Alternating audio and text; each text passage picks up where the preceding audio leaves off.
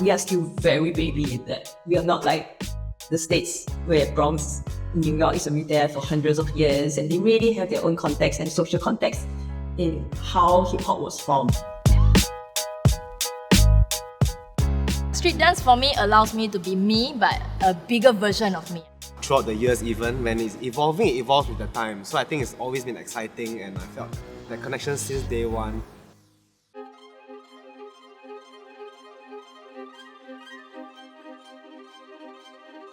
So back then, it was quite blur in terms of what street dance is. And we don't have a lot of resources everywhere. How was it back then? I think it depends on where you're at, which part of studio, which school you're in. I realized that the older generation or the pioneers of the street dance, they all have different kind of approach. One school approach is to follow the Japanese way of dancing. One approach is to go to New York and learn, let's say, hip-hop choreography. YouTube just started at that point of time. Then from there, we watched a lot of videos, we borrowed some tapes, some VCDs, and then we started to learn the moves, copy the moves. Then from there, we started to do performances in school. Clip that people send you from bboy.org or some forum, it's super low resolution, and then you see wow, that looks crazy, I want to learn that. Then you go online, they tell you how to do the footwork in text, So it's left foot go here, turn to the right, grab your right, wow. So you don't even know whether you're doing it right. I had one battle a year or 2 battles a year. That was pretty much it. So we literally had to practice for 3 months or 4 months just to join that one battle. Yeah, and it meant so much to us because it was so rare to actually have dance battles back then. When you're in school, everybody joined dance works. Dance work was one. And then there were things like Funkamania. There's also Suntec dance. Oh yeah, Suntec dance. There's all the club competitions. So they used to have a lot of competitions happening in clubs, That's where the dance scene was last time. In Singapore specifically, I see the big change after ScRach MarcS won dance floor. We were very heavily influenced by TV shows, and videos So You Think You Can Dance and Dance Floor back then. Because they won dance floor is a commercial platform. Commercial means for the masses, right? The masses people know, that is popping. Research about popping, is it robot? Oh, robot is a different thing. It's not necessarily done in popping battles. So they opened the gateway for the masses to know, this is street dance. This is what street dance is about. Today, I'm seeing a lot more street dance in demand, in commercial levels, in professional level.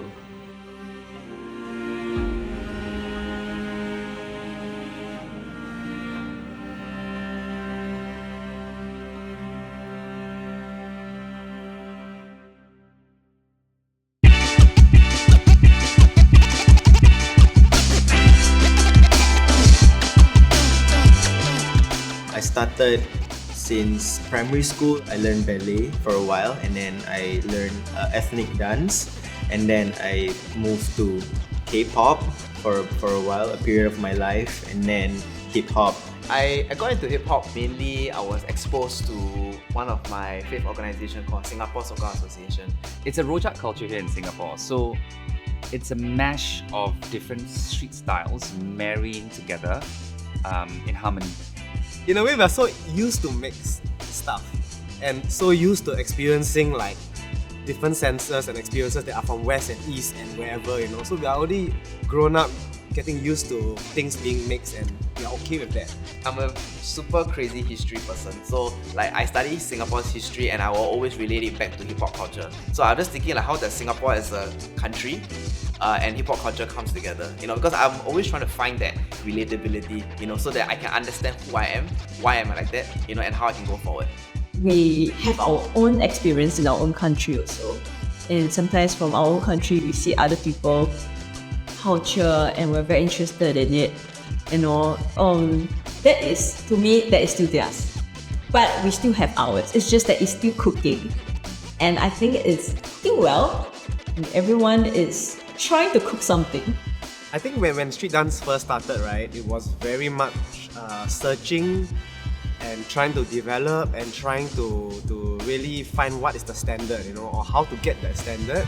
So it was a lot of trial and error, it was a lot of like no information, got to find information, got to trust yourself. But now it's so different. Now it's like everything, the systems, there are better structures to it, there are more awareness about things, more resources. So now it's a lot more about understanding it and how to bring it to the next level.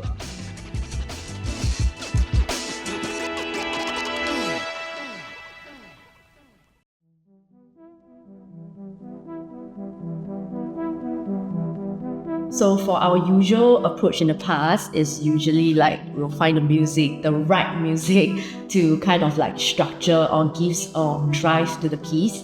But this time round, or definitely we like talk about what we want to say or like the things that we want to use to include in the piece. What meaning does it give? And the music is kind of like secondary to support the idea that we want to bring forth.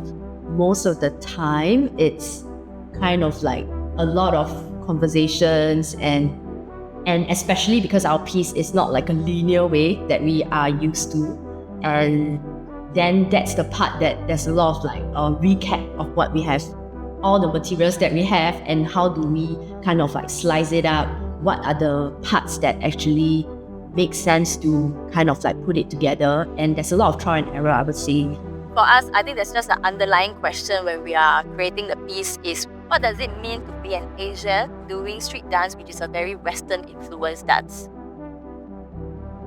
So I think it's just a process where it's quite reflective for us to ask questions and for us to figure out what makes it us here in an Asian country in Singapore, and then who are we as Singaporeans doing this dance, which is street dance, which is from the West.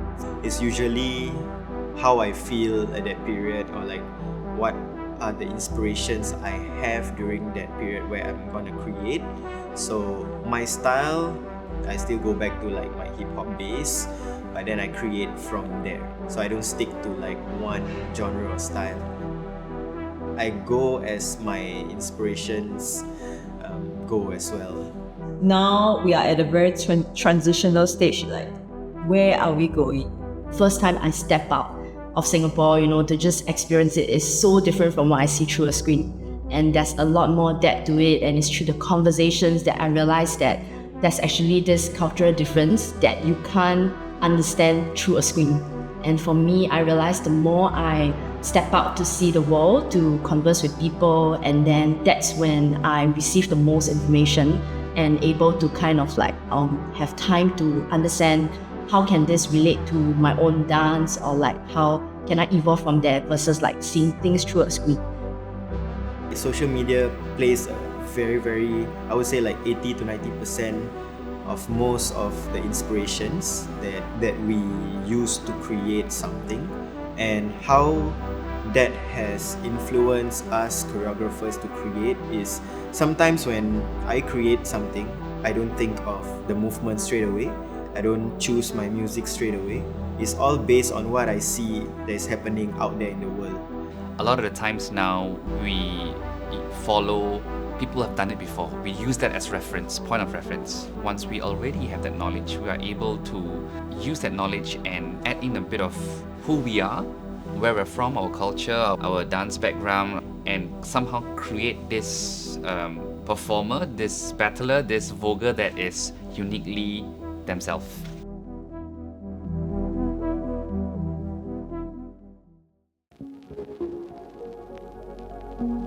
Community is also very important because I feel a lot of times we feel small when we are alone, even when we are doing this dance. And I feel that the community is there to support and help us to keep going and continue to make this happen. I also will hope that there will be communication, between different entities, not just between dancers or like street dance crews or groups, but between like us and the bigger community of Singapore. If you want to start dancing, especially you are first time, don't just throw yourself in the pool of like, okay, I need to learn the steps straight away. I think you need to start by looking, how is this house built?